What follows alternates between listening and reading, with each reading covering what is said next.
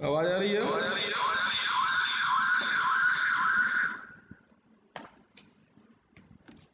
Hello,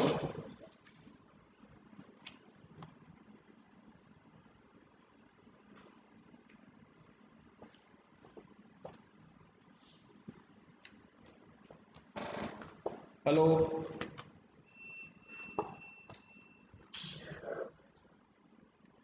ये video visual है सबको? Okay, thank you. तो हम लोगों ने लो रेजिस्टेंस मेजरमेंट स्टार्ट किया था। उसमें आपका सबसे पहला मेथड जो था मीटर वोल्ट मीटर मेथड, ठीक है, तो उसको हम लोगों ने कंप्लीट कर लिया था। नेक्स्ट है आपका केल्विन डबल ब्रिज। तो जो आपका केल्विन डबल ब्रिज है वो भी आपका व्हीटस्टोन ब्रिज के कॉन्सेप्ट पे ही चलता है। उसमें बस थोड़ा सा क्या किया गया है, चेंज इन द सेंस क्या है कि जो गैल्वेनोमीटर से हम रीडिंग ले रहे हैं तो डायरेक्ट रेजिस्टेंस को ना ऐड करके एक वायर के थ्रू उसका कैलिब्रेशन करेंगे। ये पूरा कंप्लीट फाइनल ईयर है।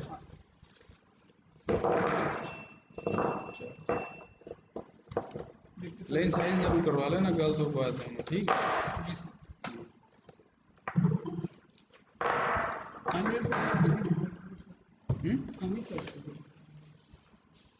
वो बंद होगा उसको यहीं पे रख दो, यहीं पे अभी रख दूँ।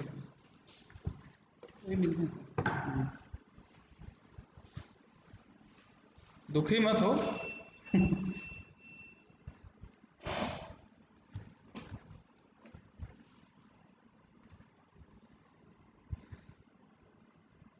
ठीक है, तो इसमें आपका जैसे मेथड जो है केल्विन डबल ब्रिज, तो केल्विन डबल ब्रिज में भी मतलब पहले हम केल्विन ब्रिज पढ़ते हैं, ठीक है, तो उसमें क्या है आपका सेम कॉन्सेप्ट यूज होगा, बस थोड़ा सा कैलकुलेशन डिफरेंट है। तो इन द व्हीटस्टोन ब्रिज जैसे आपका केल्विन डबल ब्रिज में थोड़ा सा क्या एक्स्ट्रा है, क्योंकि केल्विन डबल जो आपका जो व्हीटस्टोन ब्रिज है वो आपका मीडियम रेजिस्टेंस मेजरमेंट के लिए यूज होता है, ठीक है, लो रेजिस्टेंस के लिए नहीं यूज होता है। तो इसका प्रॉब्लम क्या था कि in the Wheatstone bridge the bridge contact and lead resistances causes significant error while measuring low resistances. ठीक है, जब भी हम लो रेजिस्टेंस को मेजर करते हैं तो आपकी जो लीड रेजिस्टेंस है इसकी वजह से बहुत ज़्यादा एरर आती है वैल्यू में।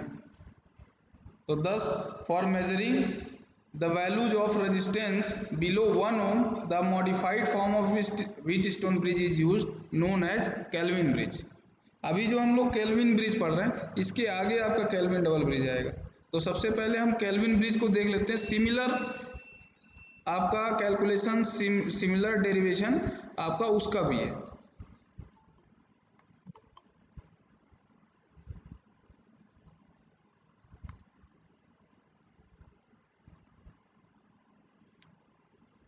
तो इसमें देखो आपका ये जो आपका एक तरह से कनेक्शन डायग्राम है, ये सिमिलर टू, अगर आप देखने की कोशिश करेंगे, सिमिलर टू व्हीटस्टोन ब्रिज है।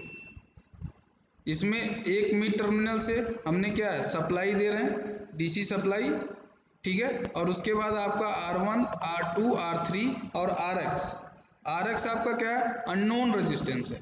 Unknown resistance in the sense कि जिस रेजिस्टेंस की हमें वैल्यू मेजर करनी है, ठीक है, और उसके बाद R1 और R2 R3 ये क्या है नोन रेजिस्टेंस हैं जिनकी वैल्यू हमें पता होगी, जिनकी हेल्प से हम इस अननोन रेजिस्टेंस की वैल्यू को फाइंड आउट करेंगे। और ये अननोन रेजिस्टेंस आपका कितना है 1 ओम से कम है। सबसे बड़ी बात है कि the value of RX is less than 1 ओम, ठीक है। तो यहां से आप देखो कि द रेजिस्टेंस RY, जैसे RY ये जो आपका ये वाला सेक्शन है R3 और RX के बीच में, ठीक है, R3 और RX के बीच में जो सेक्शन है इसको हम लोगों ने RY रेजिस्टेंस के नाम से नोटेट किया जस्ट फॉर कैलकुलेशन। RY हमें क्या कैलकुलेट करना, हमें मेजर करना RX को, ठीक है, लेकिन हम क्या कर रहे हैं कि इस A B C वाला जो आपका गैल्वेनोमीटर के पॉइंटर को टच करेंगे, इसी को हमने एक रेजिस्टेंस, एक्स्ट्रा रेजिस्टेंस एज्यूम कर लिया R Y. The resistance R Y represents the resistance of connecting leads from R3 to RX। ये आपका R3 है और ये आपका RX है, तो ये लीड जो connecting lead from R3 to RX। The resistance RX is unknown resistance to be measured. इसमें देखो कि the galvanometer can be connected to either terminal A, B और C। The galvanometer can be connected to either A, B और C, किसी भी terminal से connect हो सकता है। When it is connected to A, the lead resistance RY gets added to RX। यानी अगर आपका गैल्वेनोमीटर यहाँ पे कनेक्ट है तो RX की टोटल वैल्यू क्या हो जाएगी, ये वाली RX प्लस RY। और अगर आपका B पे कनेक्टेड होगा तो RY की मान लो हाफ वैल्यू हो जाएगी, C पे कनेक्टेड होगा तो केवल RX होगा। ठीक है, तो इस तरीके से आपका क्या है कि इसमें कैलिब्रेशन करके गैल्वेनोमीटर की लीड पॉइंट को कैलिब्रेट करके हम क्या करेंगे, RX की वैल्यू को मेजर करेंगे। तो when it is connected to A, the lead resistance RY gets added to RX। Hence, the value measured by the bridge indicates much higher than RX। क्योंकि आपका क्या होगा, जब हम गैल्वेनोमीटर को यहाँ कनेक्ट करके रखेंगे तो टोटल रेजिस्टेंस आपका क्या हो रहा होगा, मेजर हो रहा होगा। लेकिन अगर इस गैल्वेनोमीटर के पॉइंट को हमने C पे कनेक्ट कर दिया, C पे कनेक्ट कर दिया, तो क्या होगा कि RY आपका किस में ऐड हो जाएगा, R3 में। और ये आपका क्या होगा, फिर RX का जो हमारा मेजरमेंट है वो आपका जो प्रीवियस मेजरमेंट था उससे RX की वैल्यू बहुत कम आ रही है। सिंपल सी बात है कि जो यहाँ पे जो रेजिस्टेंस होगा, अगर हम गैल्वेनोमीटर को यहाँ पे कनेक्ट कर देते हैं, ठीक है, तो आपका RX केवल सिंगल वैल्यू रह जाएगा। तो if the galvanometer is connected to terminal C, then RY gets added to R3 not with RX। This results in the measurement of RX much lower than the actual value। ठीक है, next आपका है point B, जो आपका just middle है। The point B is in between point A and C। Point B is in between point A and point C in such a way that the ratio of resistance from C to B and from A to B is equal to ratio of R1 and R2। यानी आपका B यहाँ पे इस तरह से mid में है कि ये जो रेजिस्टेंस के रेशियो हैं RAB RBC का is just equal to the ratio of R2 and R1। It just equal to the ratio of R2 and R1। ठीक है, तो यहां से हमारा देखो बेसिक टारगेट क्या है इस ब्रिज में, हमें क्या है कि RX की वैल्यू निकालनी है इन terms of R1 R3 and R2। लेकिन उससे पहले हम कुछ अजम्पशन को लेकर के चलेंगे और वहां से उसका कैलकुलेशन करेंगे, क्योंकि हमें ये अननोन रेजिस्टेंस है, उस अननोन रेजिस्टेंस को नोन रेजिस्टेंस के टर्म्स में फाइंड आउट करना है। तो इसीलिए पहला रेशियो हमने लिया कि जो AB से, ठीक है, और CB के जो रेजिस्टेंस का रेशियो होगा वो R1 से R2 के रेशियो के इक्वल होगा। तो यानी RCB upon RAB is equal to R1 by R2। ठीक है, उसके बाद अगर इसका मल्टीप्लिकेशन कर दें तो ब्रिज बैलेंस इक्वेशन से, ठीक है, अगर ब्रिज बैलेंस इक्वेशन जो आपका होता क्या होता है, जो आपके एडजेसेंट वाले ब्रिज के जो आर्म्स होते हैं उसके इम्पीडेंस का या रेजिस्टेंस का मल्टीप्लिकेशन क्या होता है, इक्वल होता है। यानी इस केस में देखो आपका R1 अपॉन R3 इंटू मतलब R1 जैसे R1 by R2 is equal to R3 by RX। तो इसी तरीके से R1 into R3 equal to क्या हो जाएगा, R2 इंटू RX। तो यहां से देखो आपका R1 R3 equal to R2 RX।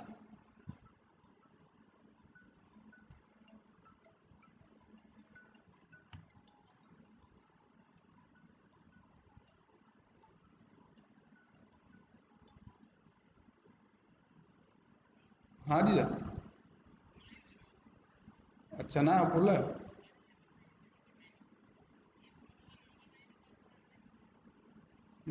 चलिए ठीक है, मैं अभी लेक्चर ले रहा हूँ तो मैं 11 बजे वाला देख रहा हूँ, ठीक। ठीक।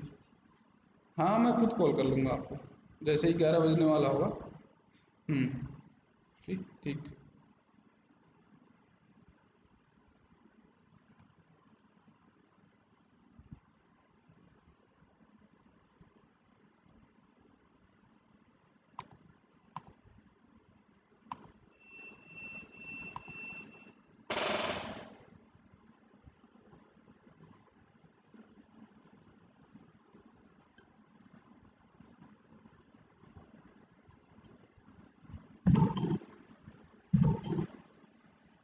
ठीक है, तो यहाँ से देखो आपका कि पहला हमने एजम्पशन लिया कि जो आपका रेशियो है R C B to R A B is equal to R one by R two. इसमें देखो आर सी बी जैसे ये वाला रेशियो इस रेजिस्टेंस के साथ है, ये वाला रेशियो इस रेजिस्टेंस। आप नाम पे मत जाइए, बस ये देखिए कि किसके एडजेसेंट वाले पार्ट को ले रहे हैं।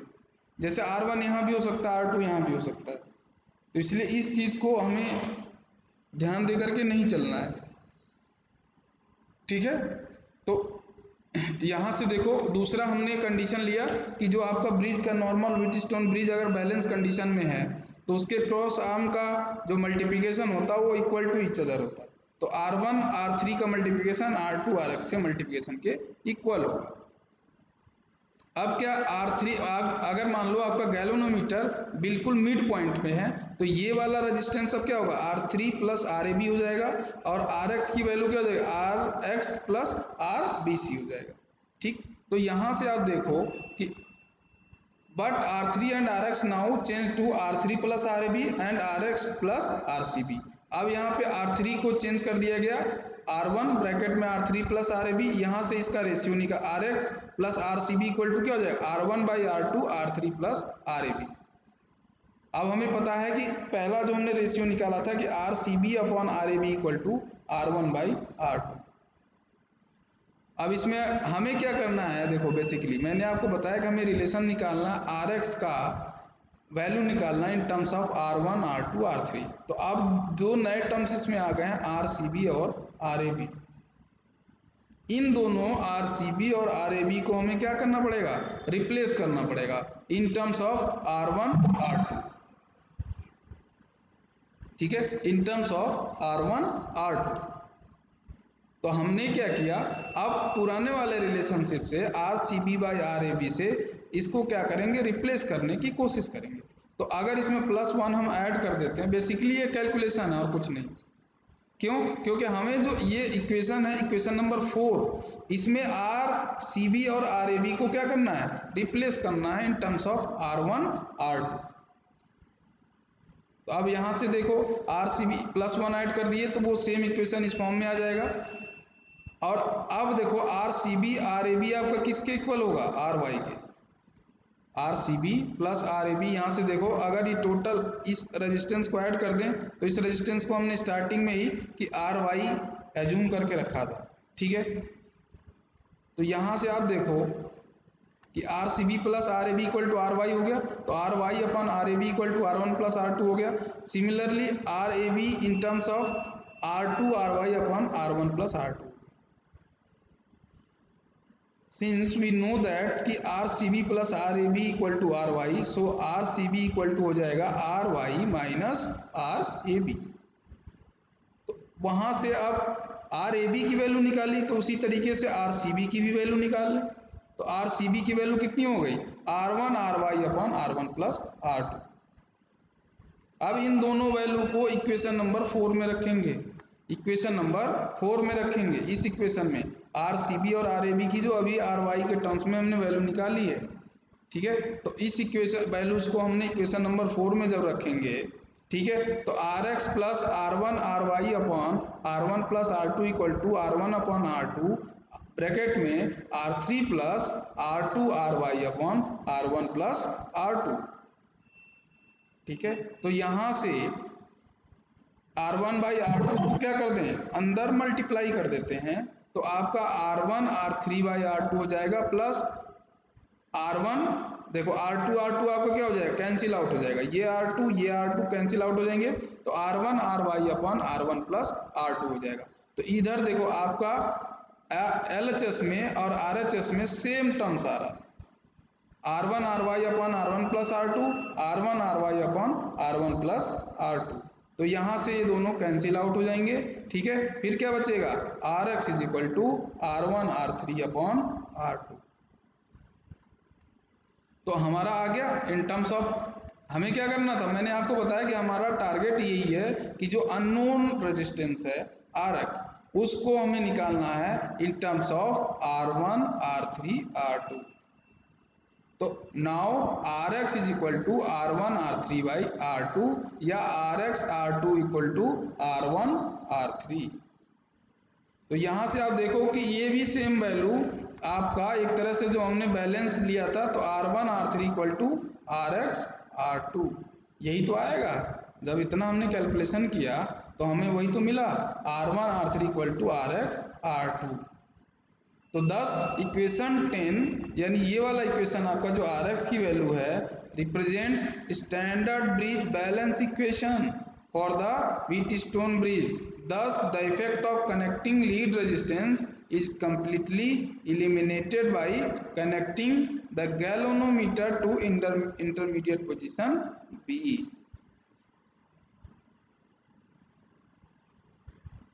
तो केल्विन डबल ब्रिज में हम इसी को कॉन्सेप्ट को यूज करेंगे।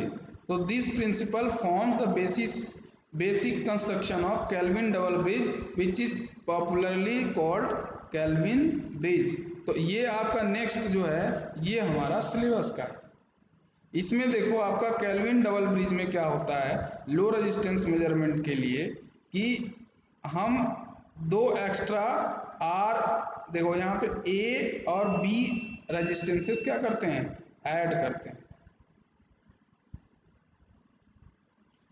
R1 R2 R3 RX, जो पहले वो था आपका जो ब्रिज था कि वो रेजिस्टेंसेस यहाँ थे, अब रेजिस्टेंसेस कहाँ पे है, यहाँ पे हैं। यानी ये RA और RB पहले सीरीज में थे। केल्विन डबल ब्रिज में क्या हो जाता है कि ये दोनों रेजिस्टेंस पैरेलल में हो जाते हैं, RA RB। अब देखो आपका क्या है, तो kelvin double bridge method for low resistance measurement. This bridge consist of another set of ratios arm hence called double bridge. इसमें अलग एक आपका क्या होगा, एक तरह से देखो तो आपका दो ब्रिज बन रहा है ना, एक यहाँ पे बन रहा है बिटवीन 1 3 2 और एक आपका ब्रिज जो बन रहा है 5, एक तरह से 1 2 6 4, एक ब्रिज आपका यहाँ बन रहा है और एक ब्रिज आपका यहाँ पे बन रहा है, इसीलिए इसको बोलते हैं केल्विन्स डबल ब्रिज।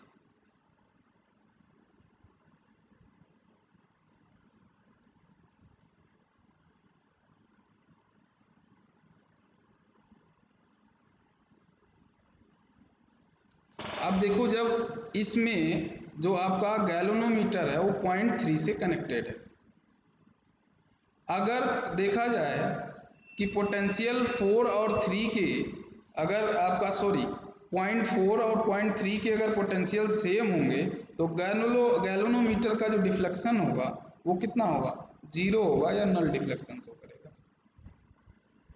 तो अब इसी में हम क्या है कि अपना जो RX का मेजरमेंट कर रहे हैं उसको इनके टर्म्स में फाइंड आउट करने की कोशिश करें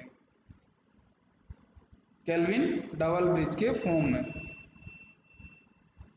यानी अब RA RB जो आपका रेजिस्टेंस आया है, ठीक है, अब इसको हम दो ब्रिजेस यहाँ फॉर्म हो रहे हैं, ठीक है, तो इन दो ब्रिजेस की वैल्यू हम निकालने की कोशिश करेंगे। तो 10 E45 is equal to E513। अगर आपका नल डिफ्लेक्शन शो कर रहा है तो E45 आपका कौन सा, ये वाला E45 is equal to E513। तभी तो आपका ये जो गैल्वेनोमीटर है वो नल, जब ये वाला पोटेंशियल E513 कौन सा, ये वाला पोटेंशियल, और E54 कौन सा, ये वाला पोटेंशियल, यानी E45 is the potential across R2 and E513 is the potential across R3 and RB। The ratio of resistance A and B is same as the ratio of A, मतलब R1 and R2। R1 R2 कौन से हैं? ये वाले, क्योंकि same bridge का हम construction का या सेम ब्रिज का कॉन्सेप्ट लेके चल रहे हैं कि ये जो रेशियो होंगे they will be same equal to this ratio, R1 R2 will be equal to RA RB। ठीक है, तो यहां से रेशियो AB का हमने निकाल लिया, तो E45 इक्वल टू क्या हो जाएगा? E45 उससे निकाल लेंगे हम आपका वोल्टेज डिवीजन रूल से कि R2 into E by R1 plus R2। जैसे यहां से देखो, ये जब आपका ये जो पोटेंशियल है अगर देखा जाए तो ये दो रेजिस्टेंसेस बीच में आ रहे हैं, तो यानी ये जो टोटल पोटेंशियल होगा this will be the sum of potential of these two parameters R1 and R2। तो वहां से वोल्टेज डिवीजन रूल की हेल्प से E45 equal to R2 E upon R1 plus R2 हो जाएगा। ठीक है, तो consider the path from 5 1 to 6, consider the path from 5 1 to 6, 5 1 to 6, पहले इधर से मेजर किया, अब इधर से मेजर करते हैं। ठीक है, तो यहाँ अगर इधर से मेजर करते हैं तो resistance between terminal 1 and 2 is parallel combination of RY and AB। तो यहाँ से E इन टर्म्स ऑफ आपका क्या R3, अब जैसे मान लो यहाँ से करंट आपका फ्लो हो रहा है, यहाँ से करंट फ्लो हो रहा है, तो R3 RY इस तरह से हम कैलकुलेशन कर सकते हैं। ठीक है, तो यहाँ से आपका क्या हो गया E equal to I into R3 plus RY is in parallel with AB plus RX।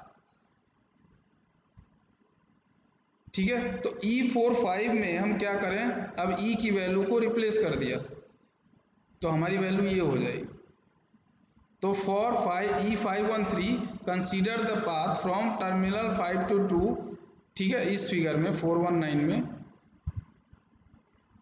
यहाँ पे जैसे ये R3 है, फिर इसके यहाँ पे RB RA ले लिया, RY ले लिया, तो यहाँ से आपका क्या है कैलकुलेशन करने के बाद हमें बेसिकली क्या है, देखो यहाँ पे जो वैल्यू RX का निकाला गया, पहले आपका क्या था R1 R3 बाई R2 के टर्म्स में था, अब new value RX equal to हो गया R1 R3 by R2 plus B को RB, मतलब आप स्मॉल लेटर से ये A B जो है आपके रेजिस्टेंसेस हैं, ये पॉइंट्स नहीं है, तो RX इक्वल टू हो गया R1 R3 by R2 plus B RY upon RY plus A plus B।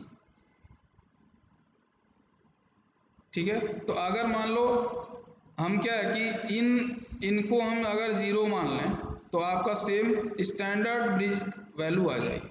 तो केल्विन डबल ब्रिज में RX की वैल्यू आपका क्या हो गया R1 R3 by R2 plus B RY upon RY plus A plus B bracket में R1 by R2 minus A upon B।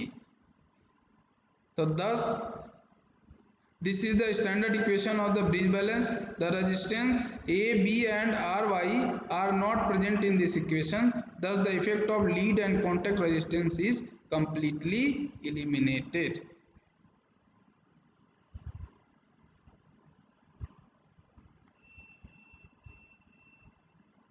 So in a typical Kelvin's double bridge, the range of resistance covered as 1 ohm to 10 micro ohm. ये वाली आपकी line सोचो बहुत important है कि Kelvin's double bridge से हम 1 ओम से लेकर 10 माइक्रो ओम तक की वैल्यू का, मतलब इतनी low value of resistance can be measure with an accuracy of 0.05% to 0.2%। ठीक है, तो केल्विन डबल ब्रिज में किसी को कोई डाउट है तो वो पूछ सकता है। इस पे देखो आपका न्यूमेरिकल भी दिया है और एग्जाम में भी कभी कभी पूछ देता है कि in a Kelvin double bridge there is error due to mismatch between the ratio of outer and inner arm resistances. Outer कौन सा था, बाहर वाला R1 R3, और इनर आर्म रेजिस्टेंस कौन से RA और RB। The bridge uses standard resistance, inner ratio arms और उसके बाद outer ratio. The resistance of connecting leads from standard to unknown resistance is 700 ohm. ठीक है, यानी आर वाई की value, calculate the unknown resistance under this condition. अब देखो R3 की वैल्यू हो गई 100.03 में, स्टैंडर्ड रेजिस्टेंस R3 क्या है आपका, स्टैंडर्ड रेजिस्टेंस है। R2 आपका आउटर की वैल्यू हो गई, आउटर आर्म रेशियो क्या है, R2 की 100.24, R1 कितना हो गया 200, इनर मतलब बी की वैल्यू और ए की वैल्यू, और आर वाई की वैल्यू कितनी हो गई 700। तो हमें अननोन रेजिस्टेंस यानी आर एक्स की वैल्यू निकालनी है, तो सारी वैल्यू हमें पता है, सिंपल हम फॉर्मूले में रख के और क्या कर देंगे, कैलकुलेशन कर देंगे, तो आपका क्या हो जाएगा, लो रेजिस्टेंस का मेजरमेंट हो जाएगा। अब वो लो रेजिस्टेंस की वैल्यू देखो कितनी आ गई, 1.99 इंटू 10⁻⁻4 या 199.905 माइक्रो ओम। ठीक है, तो ये आपका केल्विन डबल ब्रिज हो गया। एग्जाम पॉइंट ऑफ व्यू से इंपॉर्टेंट है, ध्यान रखिएगा केल्विन डबल ब्रिज। ठीक है, तो इसको एक बार सभी लोग फिर से और पढ़ लेंगे। ये बुक मैंने ऑलरेडी शेयर की हुई है और मैंने असाइनमेंट भेज दिया है, तो असाइनमेंट आप लोगों को as soon as possible solve करके आपको अपलोड करना है स्कैन करके। ठीक है, तो यहाँ तक किसी को डाउट है तो वो पूछ सकता है, किसी को कोई प्रॉब्लम है?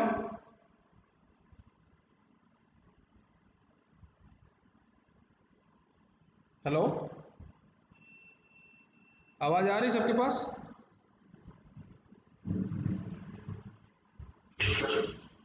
केल्विन डबल ब्रिज में किसी को कोई डाउट है, किसी को प्रॉब्लम है,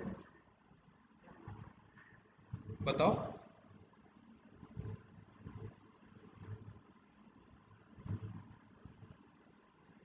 बोलो तरुण। ठीक ठीक, तो आज का मतलब आपका क्लास यहीं पे मतलब ओवर होता है। ठीक है, आगे से हम मीडियम रेजिस्टेंस मेजरमेंट स्टार्ट करेंगे। ठीक है, और बाकी सभी लोग असाइनमेंट टाइम से सॉल्व करके उसको सबमिट कीजिए, क्योंकि आपका सेकंड असाइनमेंट भी आप लोगों का रेडी है। उसको भी मैं जैसे ही आपका ये लो और मीडियम हाई रेजिस्टेंस कंप्लीट होता है, जैसे ही हम उधर पहुंचेंगे इंडक्टेंस और आपका फ्रिक्वेंसी वगैरह मेजरमेंट पे, ठीक है, तो मैं वैसे ही आपको सेकंड असाइनमेंट भी दे दूंगा। तो इसीलिए उसको सॉल्व करते रहिए और उसको स्कैन करके सबमिट करते रहिए। ठीक है class, okay okay, thank you.